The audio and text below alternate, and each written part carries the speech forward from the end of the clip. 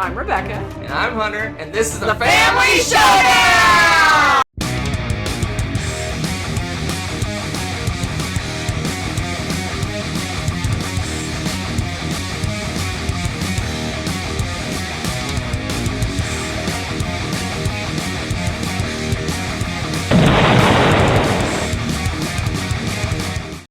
Howdy folks, welcome to my top 100 board games of all time. I'm Hunter. This is my lovely wife, Rebecca. We'll be looking at my 100 to 91 today. Let's take a look at the list. Woo. I always look at this list. A little sneak peek, a little preview. I brought mine along. A little enticement, so to speak. We got three new games. Three new games. To be expected. We got 5 games that went down. Okay, this is your 190. A couple, somewhat dramatically. Ooh. For reasons. Drama. And a couple of games went up.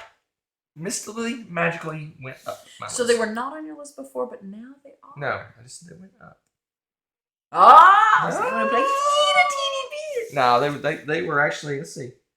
They were just off my list last time, so you called it. Spoilers. All right. Start off with my one hundo, as they say, as the kids say. As you say. Is that the kids say that? That's what you say.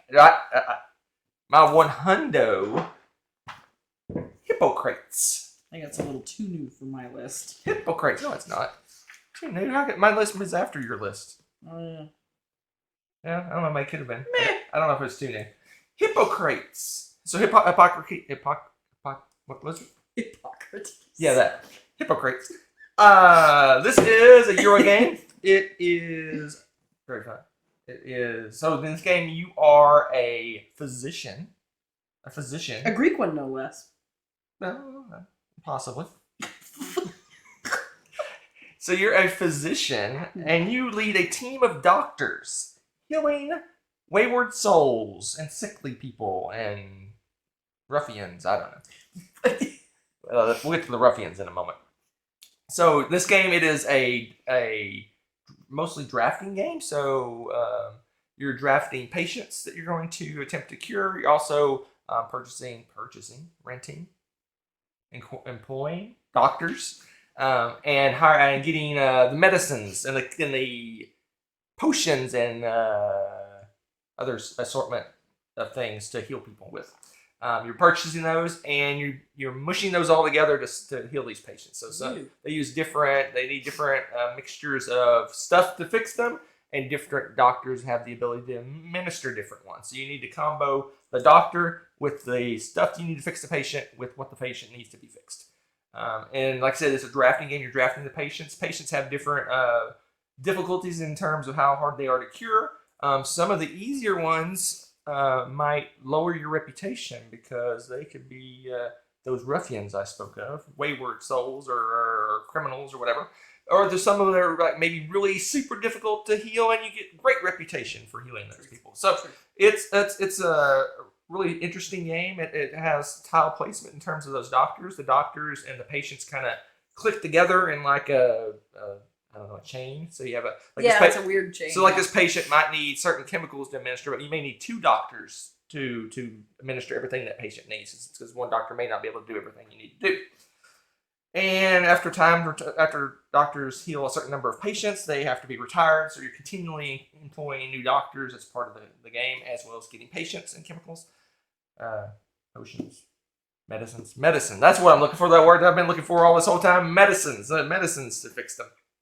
It's a great game. It's fun. I like the 2-player version. Has a very interesting mechanism. It has almost like an AI that goes in and pulls some of those patients away that you might want to get. So there's turn order is very important. Turn order is determined by your reputation. I just spoke of. It's a fun game. If you like Euro games with a little tile placement, a little drafting, all sorts of fun stuff. Mm-hmm. This might be the game for you. So my 100, it is new to the list because it's a pretty new game. It came out like right at the start. I'm thinking the start of last year, maybe. So but we didn't get it that early. No. Anyway, I don't think we did. Oh, I don't know. Maybe I'm crazy. Maybe I am crazy. But it's new to my list. Regardless, I had not played it the last time I made my list. So, yes. So that's there for sure. is that my 100 Hippocrates. I like this one. I think I waited to put it on for more plays because we had only played it the one time when I was making my list. Yeah, maybe. And no, I enjoyed this game a lot too. The only thing I think is funny is I think they did a scale because I think they did 1 patient equals like 1,000 because otherwise this dude heals like 2 guys and he's like, I'm good. And I think after I didn't say that you're a good team of physicians. Your team is not very good. Apparently, or it's just you. The burnout's really high in the medical. It's a high-end hospital. They only cure like 3 or 4 people, and then they're good. Yeah, they're like, sorry, we're closed. All right, let's move on. Let's move on to my 99. This is one of the ones that dropped dramatically for reasons I will speak of momentarily. Okay. But this is one of the few games that we do not own that is on my list. And we're probably never going to own this game because we play it most often on 18xx. What is it? .net maybe 18xx.net. The 18xx website. This is one of the games that's available to play. Okay. And that's where we normally play it. This is like the granddaddy.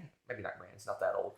It's the originator of all the 18xx games I enjoy. So my favorites, spoiler ones that are up my list, like 18 Mississippi, 18 Chesapeake, those kind of games originated from 1830. Oh, okay. Yeah, that was a fun one. 1830? No. We have 1846. I just thought we had 1830 for a second. No. Railways and robber barons? Yeah. I could have thought this is where we had it. No. Maybe no. But anyway, I think I'm looking back at the 18xx. They're relegated to the bottom shelf down here. Actually, I think it's funny if we don't explain that and we just randomly turned around and stared at the floor for so 1830 is it's obviously not the original 18xx, but like I said, it's the branch. If you ever go out to 18xx rabbit hole, there's actually a whole flow chart of all the 18xx's and which they originate from and stuff. This is kind of the originator of a whole branch of 18xx's that have been my favorites. So I've explored a lot of them. I haven't played all of the ones that originated from 1830, but 1830 is the original, so I got to give it some respect. But it is dropping down my list because I like the derivatives better. You like them better? Of the 1830 game. Okay. Yeah, so like I said, Mississippi, there's Alabama, there's Chesapeake, there's... I don't remember them all. There's lots of them. So do you know, roughly, since you've looked at this crazy tree, how many, like, 18xx games are there? Probably over 100. Are there really that many? Yeah. Wow, that's crazy. Okay, I did not realize. At this point, there's probably over 100. Wow. Probably more than that. I don't know. I'm kind of an 18xx noob in the grand scheme of things. I didn't realize I've played probably... I don't know, 10 or 15 versions, but I still consider that's kind of That's a lot. I had no idea. So it was my 59. It dropped just because, like I said, it's not your favorite. I have to give this some respect because I do enjoy the game quite a bit, but I like the tricked up versions that originated from this version of the game. 1830. Like I said, I don't own it. I probably never own it because we can go out to the 18xx website to play this game online. It's a pretty sweet website. All right. Cool. I can't argue. I guess we'll move on then. So my number 98 is new to the list, brand new, and this is like an anomaly for my top 100. My top 100 is mostly heavy games with some tacky games and some social deduction mixed in, but we got a straight up party game that is new to my list this year because it's a blasty blast. That is Ready, Set, Bet. Wow, this jumped onto the list. This late game. I like this game. I'll explain why I like it so much here in a second. Ready, Set, Bet is a horse racing game where you're actually just betting on horses. So you're watching you're either having a moderator and administrator roll the dice to move the horses, or you can use an app, which we tend to do because it's really fun. It is fun. And lets everyone play if you do that for the most part. And you're just betting, frantically betting while the race is going on. It's unlike horse racing. Normally you bet before the race, but this one you can bet during the race, but at some point the bets are cut off, so there's kind of there's still that tension of you have to make a decision before a certain time. It has special powers that you can get throughout the game. There's some weird tricked up exotic bets and prop bets you can make, and you're doing all this real time, like reacting to what's going on. It's frantic. The reason I like it is because I really like statistics. And I find it interesting which horses win more often. It's just like a part of me kind of steps back from the game and going, okay, so the how does this work? Because for the most part, you're rolling 2 dice, and for most part, the middle numbers tend to do better. But it has a catch-up mechanism to the slower horses. So if you roll a 2 twice in a row, it's going to jump way ahead. So you get lucky and get 2 2s in a row, it's going to jump. So there's all these horses that jump ahead and falling behind. But I'm curious. I haven't done the math, but part of me is like almost running numbers. Like, is it equal? How much the horses are moving? Is it? Did they math it up enough to make it where it kind of equal out over a long run? Anyway, way too deep in this game, but it's an awesome party game. Frantic betting, everyone's screaming and yelling, and there's limited places you can put your bets. So if you're about to put a bet on a spot, someone goes in and snipes it, then you're out of luck. You have to bet maybe not as good a bet for that same horse. There's a limited number of bets for each horse, so once those fill up, you're out of luck.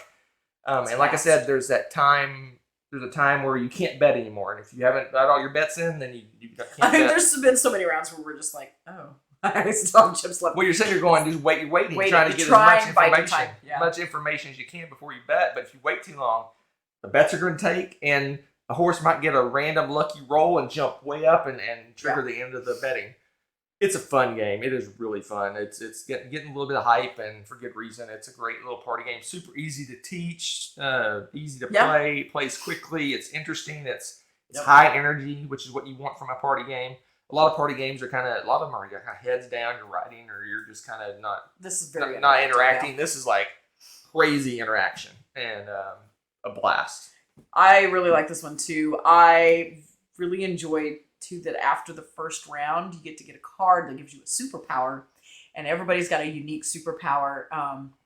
For example, if there's one card that says, like, if you roll boxcars, then you get to get an extra coin. So money's really valuable, obviously, in this game. So getting an extra coin every time you get boxcars or something is really cool, and it's completely independent of the game. But you have to pay attention to when those are getting rolled, and you may not be paying attention to that horse as much. While you're betting, so this is like analyzing all everything. this stuff going on. Or it might be there's some that give you an extra betting chip or something to do, which is really cool. But again, that's just more you got to put out on the table. So it's really fun because you've also got the bets that the whole game, like throughout the whole game you've got, and then there's the new bets, like you said, that come out every round. So there's new stuff getting thrown at you. You've got your superpower. And I like that it's interesting because we played it at 2 players and we played it with a lot more players, and they're very different animals. I mean, it's a pretty high scoring game, and it's semi laid back at 2-player, like, because we were kind of just playing with each other at this point. It's like, yeah, I'm feeling pretty good. Like, you're going to have a higher score. You're going to be able to play more with the weird side betting and stuff. The chaos of I couldn't imagine this with 9 players. Yeah, because we played with, what, 6? Yeah, I don't remember how much we played. And wow. I mean, I can imagine with 9. Fast. It's so fast. 9 is, I can imagine. It's fantastic. Like, but it's funny. I like how it, like you said, you alluded to the way it ramps up, because at first you're just got a few betting chips. There's not all these exotic bets and stuff, so you're just kind of just playing on. In the end, you're taking track of 3 superpowers, 4 exotic bets, all these prop bets, and it's like what's actually going on the main board. Yeah, you run around the table screaming. No, not really, but it's great. It's close to it. It's great. It's fun. The app is definitely cool. It's got that horse racing voice, like in the starting gates, and he keeps the pace really good. It's good. This is a good one. It's good. Is it good? It's good.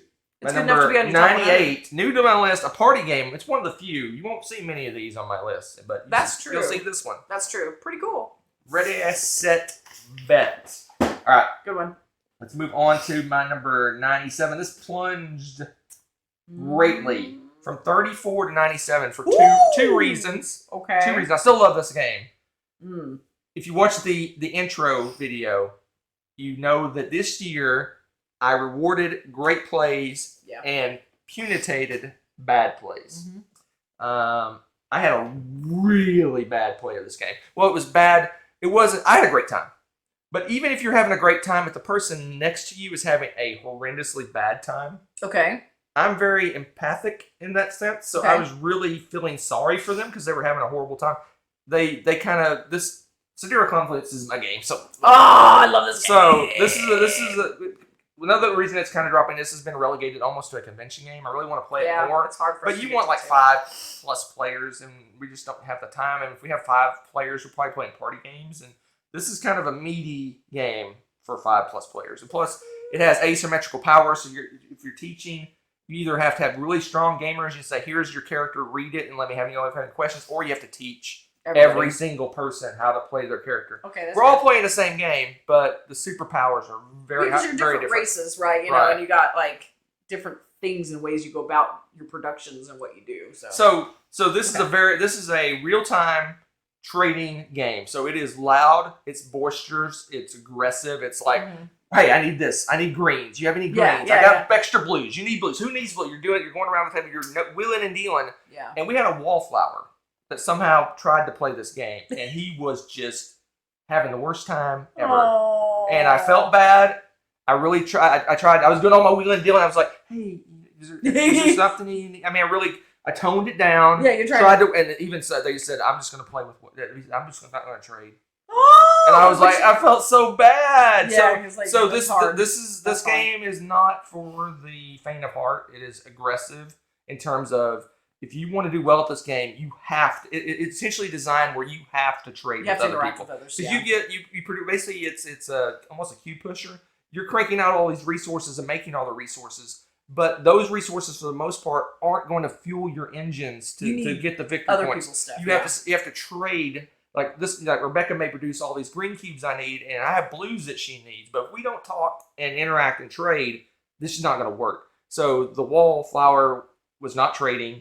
He was having you could tell he was almost head down, like I'm in the wrong place. But he didn't want to. He didn't want to say I'm out. I'm not playing. Yeah. So he just said, I'm just not going to trade with anybody. I'll just work with what I have. And that's so I hard, felt really bad, and like I said, that proves the fragility of this game. But a lot of these type of games are that way, like pit and aggressive trading and negotiation style games.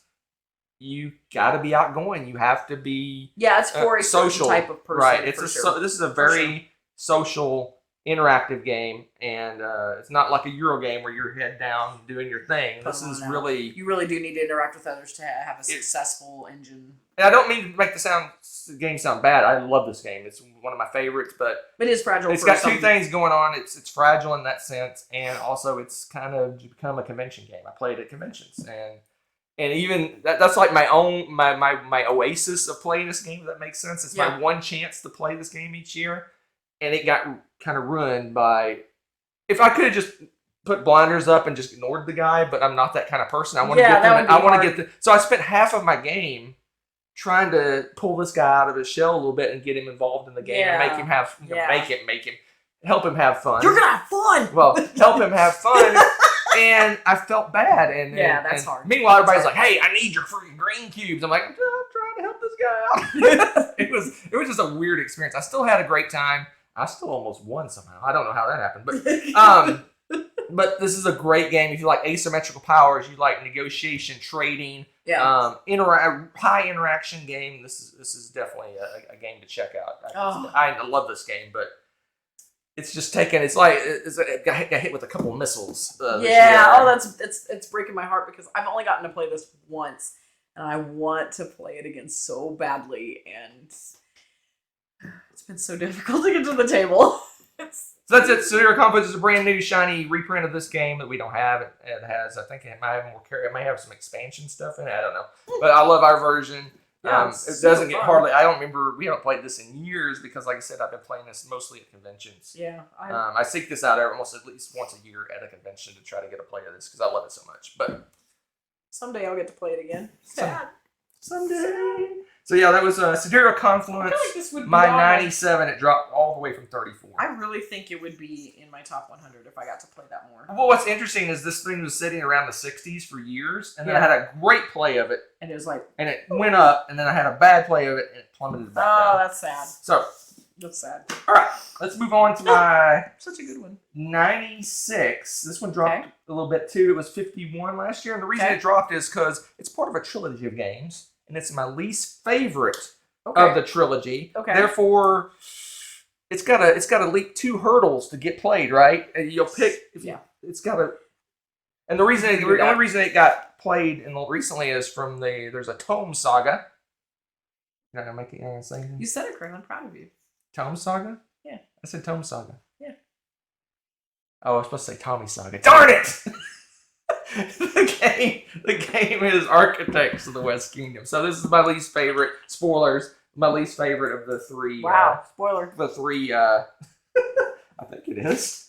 I haven't checked my list. I haven't really gone through my list hard to sell. I'm pretty sure it's my least favorite. Oh my gosh, you just dug yourself a hole. Oh, I may have messed up. Make sure you had a comment. I may have messed up. Did I mess up? Oh, no, I don't know. This is funny. I like this. Oh. Oh, dear. No, it is my least favorite. It is my least favorite of the West Kingdom games. Architects. It's the original. It's the first one. This one, the kind of the gimmick for this one is they all have kind of a little gimmick going on. This one is they're all kind of worker placement games, and this one you are placing workers at a spot, but as you put more workers at the same spot, that spot gets more powerful. So if I put one worker on a spot, I get one thing, but if I put two workers, I get two things. If I put three workers, I get three things. But eventually, someone's going to go, hey, wait a second, that's crazy. You're getting 17 silver for going to that spot. They can go take all your workers and throw them in Meeple jail. Meeple jail. And then you have a choice. You can either go rescue them, or you can just deal with the meeples you have left over. Because you have a pile of meeples. Like, I'm never going to run out of meeples. You start with them, but you do feel like it's a tight game by the end. Well, yeah, because you got them scattered throughout the board. And half of them are in jail. And then... So, it's a fun game. I enjoy it quite a bit. I just like the other two in this trilogy. And the Tommy Saga let us play it again. And it kind of put them in their place, right? So it really reinforced which ones I like, what order I like them in the best. But they're all great because they're all in my top 100.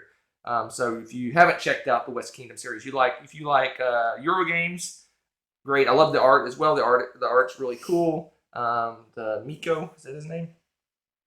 I don't know. I'm horrible with names. The artist. I don't know. I think that's who it is, right? The Miko. The Miko. I don't know.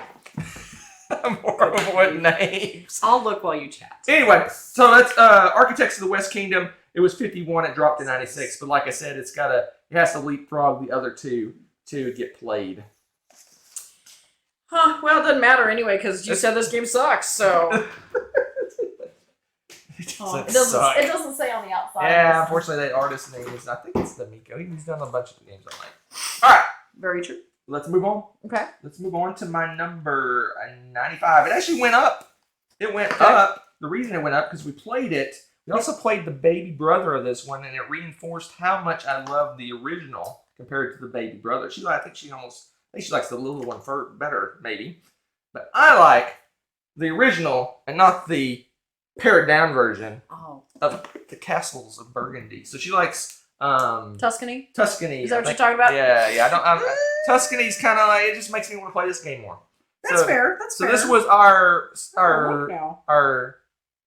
what is it? Our first step into the world of Felds way back in the way back day. I like Burgundy a little bit more. Oh, do you? Yeah, just by anyway. like a handful Anyway, we of played games, the Tuscany game. Spoilers is not on my list. And it just made me want to play this game more. There's been like a bazillion new versions of this game. I think Simon has the most recent. What, it has version. minis? No, it might. I don't know, but I didn't back it. I like the card game. I like really the boring beige version. I mean, we do. But we did get some cool little baggy bags for it. So yeah, the little colored bags for each little each little tile. So it's a tile placement. It's a dice placement, tile drafting, tile placement game. How about all that? Say that 5 times. How about all that? So basically, you're using your dice to draft tiles. You take those tiles; they go kind of in a queue. So you take them, you put them on your board, and then you have to use another die to get them to move off your board into your actual tableau, your tile placement area you're building your kingdom. Yep. It's a really cool game. It has all these different. It's point salad. There's lots of different ways to make points. You can get points by doing certain buildings. You can do points by filling in certain areas quicker, and all sorts of fun stuff. This is a lot of people's favorite Stefan Feld game. It is not my favorite. It is one of my favorites, but the Felds have taken a hit because as much as I enjoy the games, it's like I need like more gears moving. This game, it really is. You place a dice, take a tile, put the tile in the queue, and you play another dice to move the tile over. That's kind of the whole flow of the game. I like a little more moving parts. I figured it out. What? You're a mechanism junkie. You I can't am handle it I need unless 7. you need more. You're like, I need more mechanisms in this game. Probably. That's what's happening. Probably. Now we know the truth. Maybe. This was still great. It's still in my top 100, so it's one of my faves. Yeah, it's good. It's a great one. If you're looking for very high up my list. I would say, I used to say this was a good stepping stone into the Feld world, but actually Tuscany is a pared down version of this game. Is probably a better stepping stone at this point. But if you want to jump in, whole hog, as they say. Oh my gosh! Only you said that. Castles of Burgundy is an awesome game, and you can pick up one of the great shiny new versions. There's an anniversary edition. There's a CMON edition that I think the card game's good too. If you like cards instead, I liked the card game, but if you like cards, it's really good actually. Don't listen to the hater over here. Anyway, this was my 38. I'll have you know. I know you're still. This is why she's still in the Feld camp. She is the Feldian of our household now. I am the. I've moved on. That. So like in an adventure game, you like an adventure in one city for a while, and you can kind of level up, and then you move on to a new city, and yeah, that's kind of. You saying I don't like leveling up? No, you don't. You're not grinding the levels. You're just hanging out in the city, like doing side quests or something. Anyway, Castles of Burgundy, it's an awesome one. Good side quest. Side quest. All right. I don't know why I'm staring at the thing. I don't either. All right, let's move on. My number 94 went down a little bit, just a little bit. This game just kind of weirds me out how it consistently just stays on my list. Okay. I mean, it's been creeping down like super slowly. Okay. So it was 18, 32, 52, 45 went up a little bit. 72, 91, 93, because this is like Eurogame, the Eurogame. This is... Is it the... Village. Oh! Wow! You do... You know what it is? You like the way the meeples age in this. You've always loved that since this first came out. I know this game it just calls to me. Hunter! Complete! So Village is it's really just a cube pusher. In the grand scheme of things, it's a cube pusher. Basically, you're putting meeples out to get cubes. Use those cubes. You put meeples at other spots and spend those cubes to get things, get stuff. So you're basically a family that is trying to get as much prestige. I don't know what your victory points are called in this game. Just trying to get by in the village. But what's cool is you start out with a certain number of meeples. I want to say it may depend on number of players, but 3 or 4 meeples, and they're Generation 1, Gen 1 meeples, the Gen X meeples, or the boomers. I guess they may do the boomer meeples. But anyway, you got these Generation 1 meeples. You're going out and spending those, but some places where you place these meeples, they come back pretty quickly. Other places you put them, they stay on until the end of the game, or this is a lifetime job. Or they die of old age. So meeples actually age in this game. So as time goes by, you're gonna get Generation 2 meeples and Generation 3 meeples and Generation 4 meeples. But you got this time track, and every time you pass across do a full loop on this time track, your oldest meeples die. So if you do the track once, you have to take a Generation 1 meeple off the board. You do the track again, and then maybe another generation. But when all your Generation 1s are off, you're going to start, Generation 2s are going to start getting pulled off the board. So there's some strategy on what meeples do you put where. You might want to not do the actions that stay on the board until the end of the game, until you get like the church one. Until you get like a second or third generation guy who might survive until the end of the game. Because if he doesn't survive, you end up pulling him off, he's not going to get that in-game benefit of being on that spot.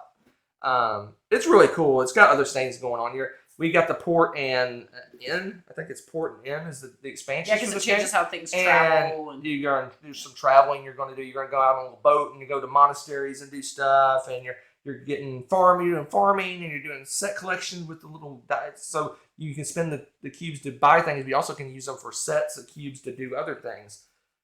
It's a really cool game. It's just a great, solid Euro game. It plays fairly quickly. It's 60 minutes for 2 players probably. It's just a lot of fun. It's probably gonna hang around forever, but just because it's just it's different. It's comfortable. It's like it feels like home.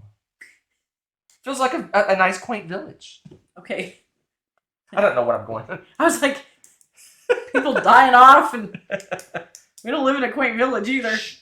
We just put them in the graveyard. We don't talk about them. That's my number 94. Woo!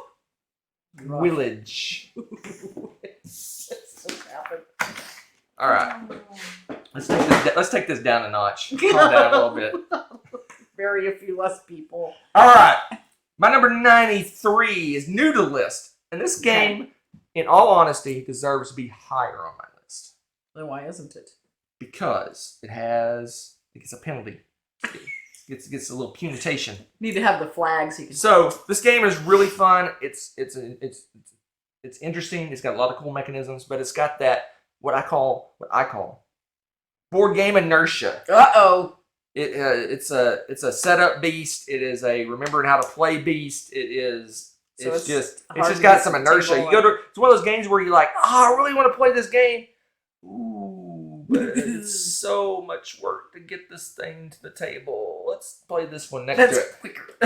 And that's why it dropped a little. What dropped? It was just low on my list. That's Botoku. Oh, Botoku is so pretty. It is a gorgeous game. It's got some great mechanisms. It's got dice placement. Mm-hmm. It's got upgrading dice. Or actually, in this game, you're degrading the dice.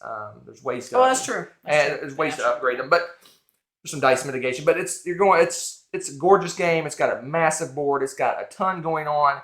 The rule book leaves a little to be desired. I should watch a video to figure out how to play it, which means if we don't play it for a while, guess what? We're watching that video again? to learn how to play it. Like I said, it's got that inertia to get it there. Yeah. But it is a great game. It's fun. It's got a lot of interesting concepts.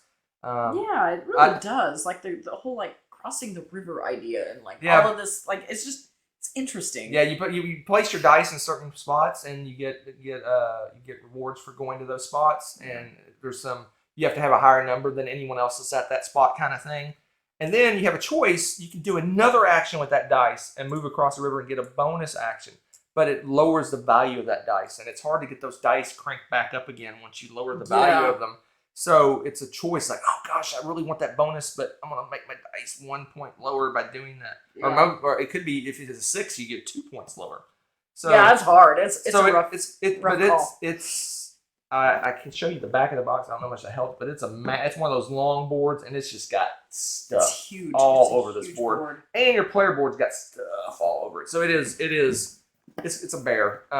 This really, like I said, deserves. If it magically snapped my fingers and it was set up, and I didn't have to relearn how to play it, it would be much higher on my list. No, that's fair. And but I gotta penalize it a little bit because it's got that it's got that oof factor of I don't want to set this up and play this after. Yeah, we did. We played this since you made your list.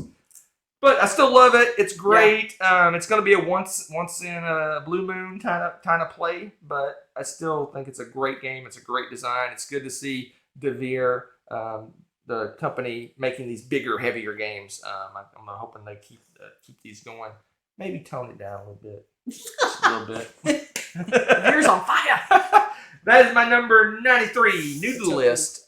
Botoku. Yeah, it's just. Oh, wow, the artwork's crazy. It's great. It's a beautiful. gorgeous game. The board's game. beautiful. The whole thing's beautiful, but wowie, does it have a lot going on. All right. For sure. So, moving on to my number 92. This one went up. It's one of the ones that went up. It went from 117 to 92. Okay. It may have been, I guarantee it was probably higher on my list years previous, but since it was kind of off my list last year, it kind of the tracking of it got lost to where it was before. But we had a good play of this fairly recently. We got the executive expansion, and we enjoy playing with that. And that is the Networks. Still there, baby. Yeah, it's back. It's back, baby. It's back. The formal ferret has returned. I love the Networks. Yeah, it's a fun one. I enjoyed this one. It was good. It's one of those that we had a good play of it. It got a little bit of a bump. So this is a fun one. So what you're a network executive, and if you have an executive expansion, you're actually a executive. You have like a superpower that's running a network. You are organizing shows, a lineup of shows. You're putting actors in the shows. You're picking out commercials, and you're organizing. You're trying to get the most viewers that you can for your shows. Shows have kind of a progression. Like some of them start out really high, but they drop down really quickly. Some have kind of an arc. They get low viewers at first, but they move up and move down. So you have to decide when do you retire a show and move it into syndication. So that you get some of them maybe it'll give you 3 points this round, but if you put it in syndication, maybe it'll give you 4 points because it blows up in syndication. Or some of them just give you an ongoing, syndication is kind of an ongoing benefit of still having that show going on. There's a lot of drafting going on. You're drafting those shows. You're drafting the commercials, the actors. You're drafting superpowers that you can get. So there's a lot of different drafting things, and you're doing these all at the same time. So Rebecca in turn might draft a show, and then I might draft a superpower, and then she'll draft an actor, and all this is continuing. Yeah, because we're going from the same pool of stuff. And you have money. So shows produce a certain amount of money. That's how you buy these cards is with money. It's cool, and there's set collection. So maybe if you get like 5 of a kind, 5 sports shows, for example, you get a big bonus, or maybe you want one of each show or something like that. Yeah, it's got some interesting. You have like objectives and special points you can get, and all sorts of fun stuff. Mm-hmm. It's a great game. And we think it's thematic in terms of they have parodies of shows and things like that. And the crappy shows you start off with, like your starter shows, maybe it's like the Dead Air. It's actually your show, right? Or what do I have in my pockets? Yeah, like one of them, there's all kinds of laugh at all the and stupid there's names. obviously actor parodies and commercial parodies and show parodies. It's and stuff like that. Those are always fun to do. And the expansion added a whole bunch more. So because at first we had played this so much, like they were getting kind of familiar. Yeah. You're like, yeah, this is cute. You don't ever see a new one. You're like, oh, yeah. But with the expansion, I feel like it's not played out again. It's right. like refreshed it. And yeah, this is my number 80. So we're kind of in the same ballpark with it, and it's so much fun. It's very consistent. It's just one of our faves that we both love. Smooth. Is Formal Ferret not around anymore? Yeah, he's still okay. Because I was like, I want more of this. Yeah, absolutely love it. All right, that's it. I don't have much more to say about that. It popped up from 117 to 92. Probably because we played it again at one point fairly recently. I don't know. Or maybe you're just wanting to play it again. Oh, well, I did say in my intro, if you watch my intro, I also said that ones that I'm kind of jonesing to play again. This would be one of them for sure. This is a good one. All right. The networks. All right, so we're going to my 91. It was my 83 last time. So it was 100 before that, so it's kind of waffling in the same general area. It used to be way up my list, like tippy top of my list, but it's slowly been pushed down my list because there's newer versions and kind of in this line of games that I enjoy more.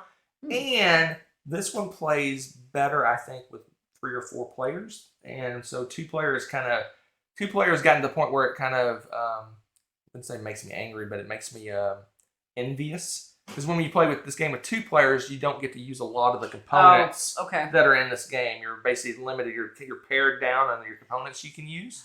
So I'm like, I really want to use that, or that looks really cool. And you can't unless you play with a certain number of players. I hate that. And that is Blood Rage. Yeah, Blood Rage. That's true. My broken box of Blood Rage. We have played this a lot. Yeah. A lot. So yeah, this one I don't think works best at 2. I think 3 and 4 is the sweet spot for this game. Yeah, I agree. And there's what I alluded to is there's miniatures in the game that you only use like for 3 players and 4 players or 5 players. And they're really cool abilities and stuff. 3 or 4 players. Yeah, so there's certain that basically when you go and make the decks, you take certain things out based on the number of players, and a lot of the miniatures aren't used in the 2-player version of the game. It works fine, 2 players. I think it's still, like I said, I think the sweet spot is 3 or 4 for this game. This was my number 4. Way back in 2016 is my number 4, and it's slowly been decreasing until a couple years ago, and it's kind of hanging out in this 90-ish range for a couple years. And I still love this game. It's one of my faves. It is good.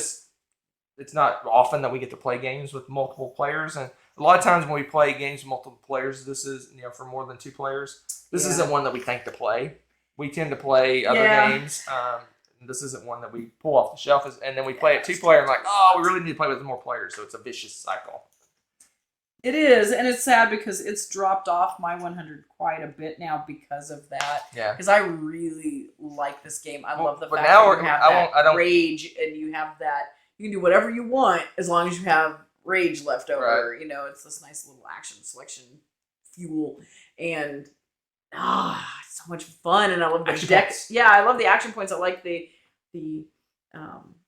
card play with the fighting and what you can do to manipulate the battles, and just it's a bummer. I'm not gonna spoil my list completely, but there's a newer version in this line that we prefer with 2 players, so that also punished this game. It's true.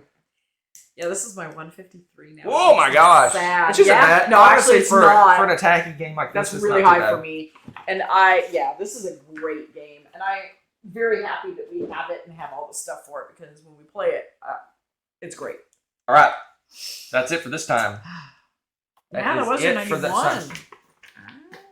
That is it for this time. Let me see. I didn't do the math, but let's sneak peek my next list. I always do a sneak peek, so we're gonna do a sneak peek of the next list. We got 4 new games. Okay, that sounds 4 on brand. new. Though. That's on brand. Quickly, let's look here. 1, 2, 3, 4, 5, 6 games that went down. No uppers this time. Only downers. What a depressing list. No, just kidding. So depressing. 4 new games.